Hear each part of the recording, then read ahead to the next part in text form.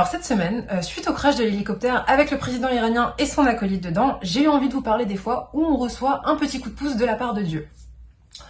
Alors là, c'était un coup de pouce plutôt spectaculaire, même s'il était relativement discret par rapport à d'autres interventions divines qu'on a pu avoir dans le passé, comme quand Dieu a ouvert la mer Rouge. Alors là, il était grillé, tu pouvais pas dire « Non, mais c'est la météo, on voyait pas bien, il y avait du brouillard... » Grillé.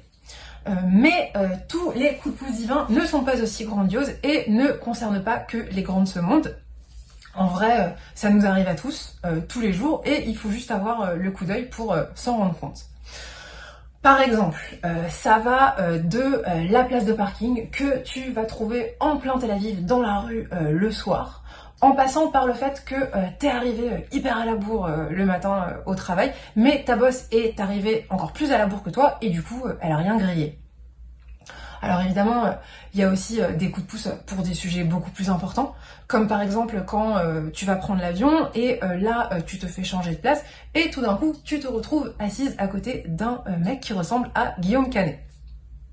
Alors, je vois venir les plus rationnels parmi vous, ceux qui vont me dire « mais tu peux pas prouver que c'est Dieu qui a craché les Iraniens » ou encore « mais tu peux pas prouver que c'est Dieu qui t'envoie à ta place de parking ». Alors, à ces gens-là, j'ai envie de dire, vous en avez pas marre de faire les gros relous? Vous croyez sincèrement que ce joyeux bordel fonctionne sans être un minimum géré? Vous pensez vraiment qu'on est seul au monde? Vous n'avez pas l'impression parfois de manquer un petit peu d'humilité? Alors en vrai, je leur dirais pas ça parce que ils se vexeraient si je leur disais ça, mais ce que je leur dirais c'est que je peux pas prouver que Dieu existe, mais ça m'empêche pas de croire à son existence. Et de la même manière que je crois que Dieu se cache derrière nos coups de peau, je pense aussi que nos réussites dans la vie sont des coproductions entre Dieu et nous, où chacun met sa pierre à l'édifice. Parfois, Dieu il est en mode vas-y, donne-toi à fond et après je vais te faire kiffer. Et il y a d'autres fois où il te dit tu sais quoi, mets les pieds sous la table, je m'occupe de tout. Après, il y a aussi des fois dans la vie où tu vas te ramasser grave, mais peut-être que ce qu'on voit comme un échec aujourd'hui est une préparation pour la réussite de demain.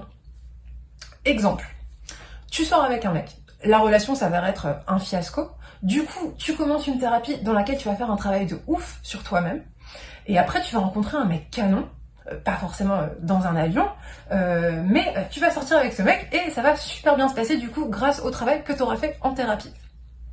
Bref, je crois sincèrement que, comme disent les Anglais, everything happens for a reason, mais notre condition humaine étant limitée par essence, on n'arrive pas toujours à le comprendre. Et je crois aussi que l'optimisme est un muscle qui se travaille au quotidien, et que c'est 1000 fois plus important de taffer ce muscle-là plutôt que d'aller à la salle de sport, même si en vrai, on peut faire les deux.